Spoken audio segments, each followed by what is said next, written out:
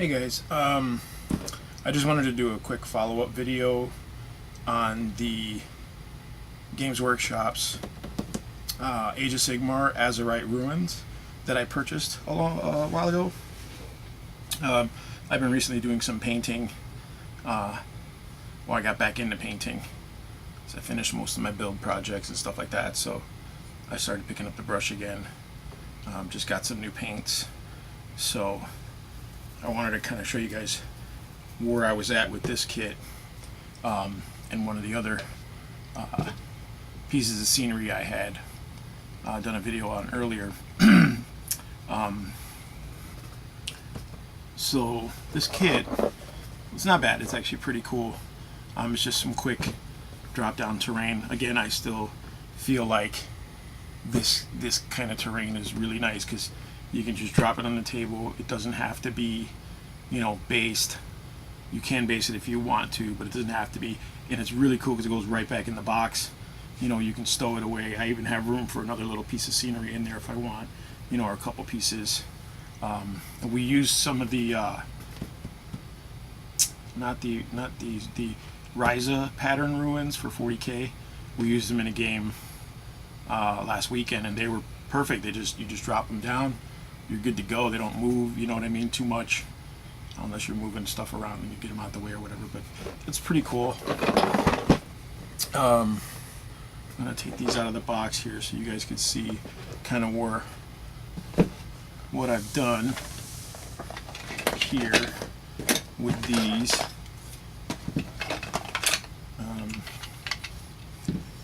There's pretty much doubles of everything.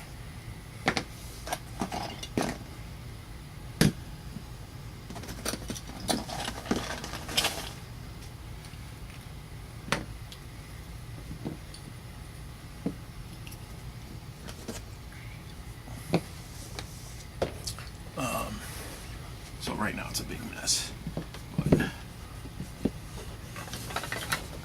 let's set some of this stuff down here. See, maybe we can zoom in a little bit and see what we can see.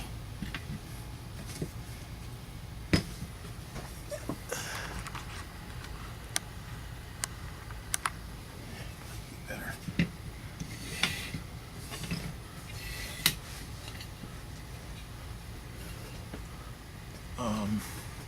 They painted it up fairly easy. There's a lot of ledges on this piece, or edging or raised areas where dry brushing really, it lends itself to dry brushing really easily.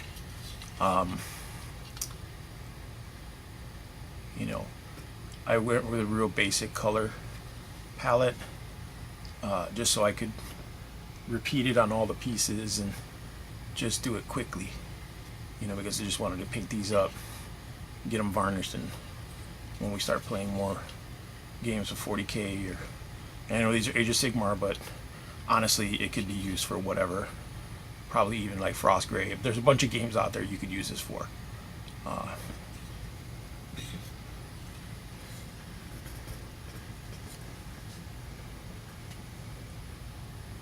So I basically, on this piece, we started with standard, or I can't think of the name of it. It's the Games Workshop Battle Gray, or standard mechanic is Battle Gray. I don't know what the name is. They changed all their names for their paints. Anyway, it's the dark gray primer spray. I then painted a dark blue on these bricks here, and I used a blue ink wash here in this little nook here, right in there, and then I dry brushed it with a light gray Vallejo, or not Vallejo, but a Partha light gray. On this piece I actually used like dragon red in here from Army Painter. I used also the same blue ink in the space in there. used copper from Vallejo, like a bright copper, or bright brass, sorry. I think that's what it was called. Same thing, dry brush with a light gray. Then I washed the whole model with a Agrex Earthshade wash. Then I dry brushed it again with some light gray, and I didn't like the way it kind of looked, so I washed it again with Null Oil.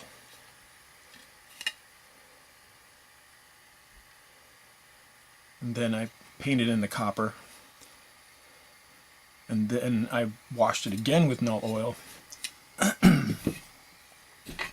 And finally I dry brushed it very lightly with a Shop T-Bone, I want to say it's called, another Games Workshop paint. And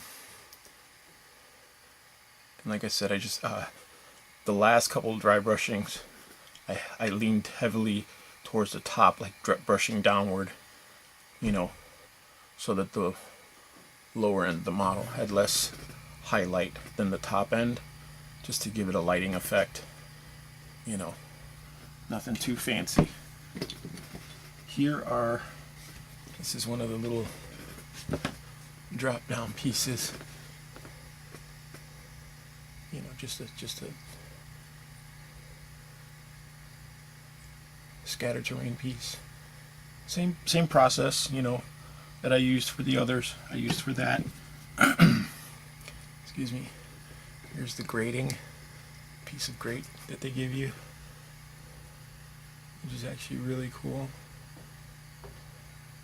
Same process. I actually painted some of the stones on here a light gray over the battle gray, just so that they would be, you know, difference in color stones. Then I painted the brass over all the metal work. I washed the whole model with Null Oil twice. Just Null and Oil because it gave it a nice dirty look. And I did the same thing with the treasure chests. This is actually the copper, Vallejo's copper, and then washed it with Null Oil 2 or 3 times.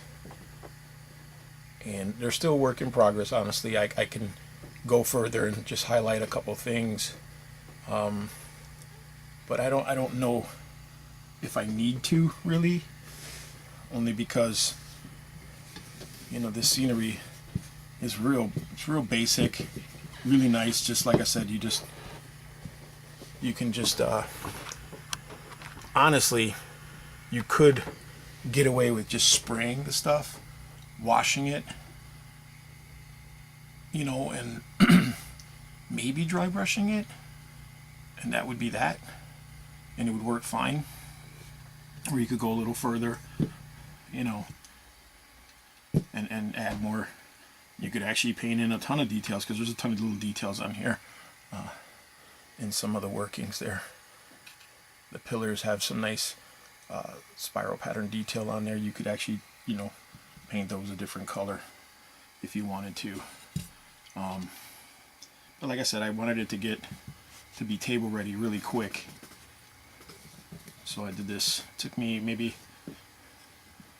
8 hours, and I was waiting for ink to dry and other things. But I was actually painting 2 other pieces of scenery with that while I was doing these, and I'll show you guys that right now.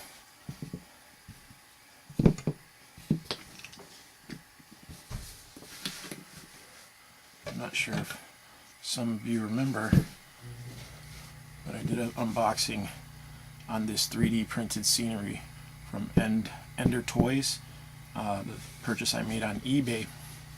I felt like these pieces, let me see if I can zoom in a little bit. I felt like these pieces could actually be painted with the same color scheme, or at the very least, you know, the same color palette. So big difference in view, honestly, of these two products. You know, the Games Workshop is, you know, molded really well. They've got really clean lines. You know, the detail's real crisp. A lot of ledges, like I said, for dry brushing. But this stuff, as soon as I started painting this stuff, you know, you immediately see the print lines. And it's the lighter you go with paint, the more pronounced it is, as per the top here. You can actually, let me see, I'll get you the bigger piece, because there's a huge pillar there. I don't know if you can see that, but you can see the print lines. You know, I did my best. You know, I actually painted these with same color palette, light gray, over some of the lighter stone. I don't know if you can really see it come through. There's actually some blue stones in there. I just used an ink wash to make like blue stones, and I actually used a lighter gray on some of the stones in there as well, just to make a variation in the stonework, you know. But you know, when I went to wash this thing with the inks, it brought out all the little print lines, and I mean, there's no way to hide that. You know, honestly, for what it's for, it's fine. You know, when we're filming a game, or if I'm doing a bat rep or something, you know, something, whatever, you're not gonna really get that close. It does what it does. It's scenery, you know. But once you get closer and you inspect it, you start seeing all the print lines and everything. So again, I started with the standard battle gray, or whatever that's called. Used some light gray from Alpartha. It's light gray. Painted over some of these bricks. Use a blue ink to change some of the colors of some of the other bricks inside here. Washed the whole thing with Agrax Earthshade.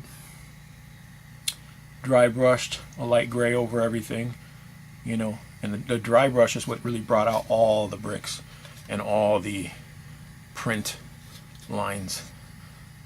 So I wanted to kind of dull that down a bit, so I washed it again with Nuln oil. I did it twice, so there's 2 washes on here, and then I used an Ashanti bone just to dry brush the highlights on the very edges of everything, you know, just to give it a more muted color, you know, kind of blend the colors together. You know, most of the new GW washes are like liquid talent. You know, sometimes when you dry brush, you get a stark contrast between, you know, the color you laid down and then the color you're highlighting with. And even if it is the same color scale, like, you know, a shop T-bone and like, you know, bleach bone or whatever that's called, you know, the next level up of skull white, you're still getting a contrast that's too heavy or chalky sometimes, you know, if you don't mix your paint right, or you don't shake it up enough, or whatever, or it's too dry, you know. I don't know if that makes any sense, but the people who've done it know what I'm talking about. The wash actually doesn't just give you all the line details and things like that. A wash actually blends the colors together better. You know, instead of taking hours to blend colors, which I know most professional painters do. Like, I have a friend who does contests, you know, he enters in competitions all the time. His blending skills are phenomenal. His wet blending is what they call it, I think, wet blending, where you use water to keep the paint wet on the model, and you continuously blend colors together, so you have a nice gradation of light and dark color. But the ink washes, or the washes, I should say, not ink wash, washes, the newer ones are so, you know, subtle, they actually do that easily for you, which gives you that nice, you can see the light to dark gradation, you know. And this is just one red, you know, and you know, with a couple gray and bone highlights, You know, I went a little high on the highlighting here. So like I said, I washed it with the washes, and it just kind of came out. It gave it a really nice look, a nice subtle, muted look. It was not so stark, you know. Because scenery should look good, especially if you're using it in games. It should look good. It should be done well, or at least to a table standard, like your miniatures, kind of. Maybe not as much attention to them as your miniatures, because they're supposed to be in the background. They're not supposed to take the attention away from, I mean, as far as photography goes, and you know, taking videos and stuff like that. As far as I've learned, it shouldn't take away from your models. Your models should be the focus, if that's what it is. If your models are the focus, this should actually support those models, not supersede them. You know, when I've seen pictures of some scenery that people have done, and it's just phenomenal, but it's like, damn, you know, those models are making the scenery look ugly, you know. But again, if you're painting for competition of scenery, you know, that's different, obviously, right? Because that's what the focus is. But as far as war game terrain goes, you know, I think we can all agree that it's supposed to support the miniatures on the table, not the other way around. But that's it. That was the update. I just wanted to show you guys where I was as far as work in progress. Hopefully I can get this over to my buddy Rob's house. We can get some games with this on the table. I think it'll just, you know, it just makes the table look nicer when you've got a fully painted army, fully painted scenery table. It just, man, it's just the look of it, the impression that it gives, the theme that it presents, the feelings that you get. You're just watching. You can just imagine what's going on at at camera, you know, level down here with these little guys and what they're seeing. So like I said, I feel like, you know, give yourself a little bit of time to paint up some scenery. And actually, for me, it's helped because I started painting some Imperial Knights, and I started realizing, like, my skills, you know, they drop. Obviously, I haven't painted in a long time, so I felt like if I did the scenery, it would kind of help build up some of those skills again, get my hands a little steadier, you know, remember what palettes to use for what, you know, colors, highlights, and shades and stuff like that. So this is actually a good way to, like, build up your painting skills, because it's scenery. It's not supposed to be, you know, again, it's not supposed to be Golden Demon unless you're actually entering it into a competition for scenery. This is supposed to help accentuate your battlefield. So this is a really good way to, like, practice painting, because it's a bigger palette, it's a bigger, you know, canvas to work on, you know, than you know, something like this, or the size of a 28mm miniature. You know, work out, you know, mess with this first, practice on these, you know, and then go paint your $45 expensive Space Marine box set. You know what I mean? Get this out of the, knock this out first, you know, practice on this, learn how the techniques work, how dry brushing works, whatever, and then knock on your Space Marines, you know. Because then when you get to the Space Marines, your skill level will be higher. You'll be a lot better for it, you know. But that's just me. It's just my opinion. You know, I'm sure there are other people who will disagree or whatever. Either way, I appreciate you guys watching. Let me know in the comments below what you think. Any criticisms, questions about the scenery. I really do like this scenery. Even the 3D printed stuff, it's pretty cool. It works out for what it is, price-wise too. But the Games Workshop scenery, after painting it, way more excited about using this stuff in games. And now I can't wait to get the Rise of Ruins back here so I can paint them too, you know. So yeah, like I said, there you go. That's the Games Workshop Age of Sigmar Azyrite Ruins painted up, along with the Ender Games 3D printed ruined building. I think set A. I think it's set A. I got from eBay. But thanks for watching.